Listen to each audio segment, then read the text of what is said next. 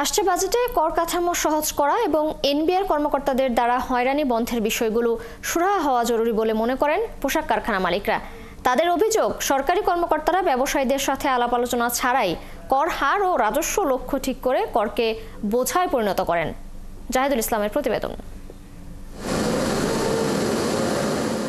শুধু রপ্তানি আয়ে নয়, দেশের কর্মসংস্থান এবং অর্থনৈতিক প্রবৃদ্ধির অন্যতম প্রধান খাত তৈরি পোশাক। প্রতি বছরই বাজেটের আগে এই খাতে চাওয়ার ফর্দ থাকে লম্বা।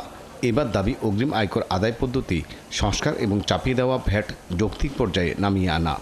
বর্তমানে যে ট্যাক্সেশন সিস্টেমটা আছে, এটাকে আমি কোনো সিস্টেমই বলি না, এটা এক প্রকার ডাকাতি। এআইটি যখন নেবেন তখন অবশ্যই সেখানে আমি যখন রিটার্ন দাখিল করব তখন এটা রিফান্ডের ব্যবস্থা থাকতে হবে অথবা সমন্বয়ের ব্যবস্থা থাকতে হবে। পোশাক খাতের আরেক নেতা বলছেন, শিল্পের সক্ষমতা বাড়াতে গ্যাস এবং বিদ্যুতের সহনীয় দামে নিরবিচ্ছিন্ন সরবরাহে মনোযোগ দিতে হবে।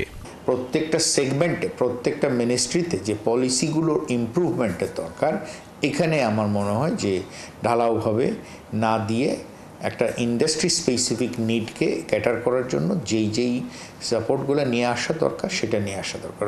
বস্ত্রকল মালিকদের সংগঠন টেক্সটাইল মিলস অ্যাসোসিয়েশন বলছে, প্রতি বছরে বাজেটের আকার বড় করা হতো সরকারি কর্মকর্তা এবং দলীয় অনুগতদের দুর্নীতির পথ তৈরির জন্য।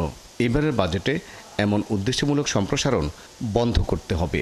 বাজেট প্রতিবার ফেল করে কেন বাজেট ডেফিসিট হয়? কারণ যখন আপনাদের এগুলো হয় তখন এগুলো বর্তায় আমাদের উপরে, আমরা যারা শিল্পপতি।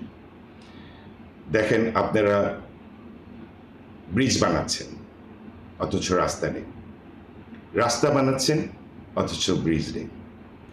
তো এগুলো তো ট্যাক্স পেয়ারের মানি দিয়ে আপনারা ছিনিবিনি খেলছেন।